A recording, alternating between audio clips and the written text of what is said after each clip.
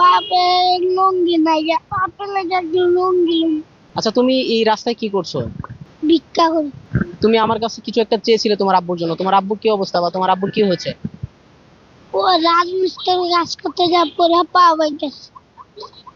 রাজমিস্ত্রি কাজ করতে যা পরে পাও। তোমার আব্বুর পা ভেঙে গেছে? আচ্ছা, আমার কাছে তুমি কি চেয়েছিলে আসলে? একটা লুঙ্গি। কেন লুঙ্গি? লুঙ্গি দিয়ে কি করবা? লুঙ্গি, একটা লুঙ্গি দিয়ে কি করতে চাও? তুমি তো আমার কাছে টাকা চাইতে পারতা, টাকা বা খাবারের কিছু চাইতে পারতা, কিন্তু আসলে তুমি একটা লুঙ্গি কেন চাইলে? বা তোমার জন্য একটা জামা চাইতে? আমার বাপের লেগে লুঙ্গি তোমার বাপের লেগে লুঙ্গি তোমার আব্বুর জন্য লুঙ্গি লাগবে? তাহলে তোমার তো জামা নাই, তোমার তো জামার অবস্থা খুব খারাপ, তুমি তো একটা জামা চাইতে পারতে, তাহলে কেন তুমি লুঙ্গি চাচ্ছ? আমার বাপের লুঙ্গি নাই।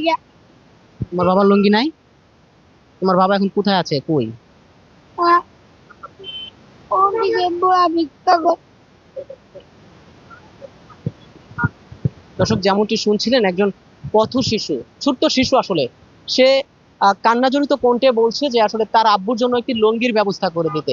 এই ছোট্ট শিশুটি আসলে তার বুঝার তেমন ক্ষমতাই হয়নি, কিন্তু সে আসলে তার জামা কাপড়ের অবস্থা আপনারা দেখতে পাচ্ছেন। সে চাইলে তার জন্য একটা জামা কিংবা প্যান্ট চাইতে পারতো আমাদের কাছে, কিন্তু আসলে সে সেটি না করে তার পিতার জন্য একটি লুঙ্গি আমাদের কাছে দাবি করেছেন। এবং সে বলছে কান্নাজড়িত কণ্ঠে তার বাবার পা ভেঙে গেছে, যে কারণে আসলে তার বাবার কাজ করার ক্ষমতা নেই। তার বাবা আসলে একটি লুঙ্গি আমাদের কাছে দাবি করছে, এবং সে বলছে যে তার বাবার লুঙ্গি নেই। এমনটি আসলে সে দাবি করছেন, আপনারা শুনছিলেন। এবং এতক্ষণ আপনাদের সাথে আমি যুক্ত ছিলাম আল ফাহাদ।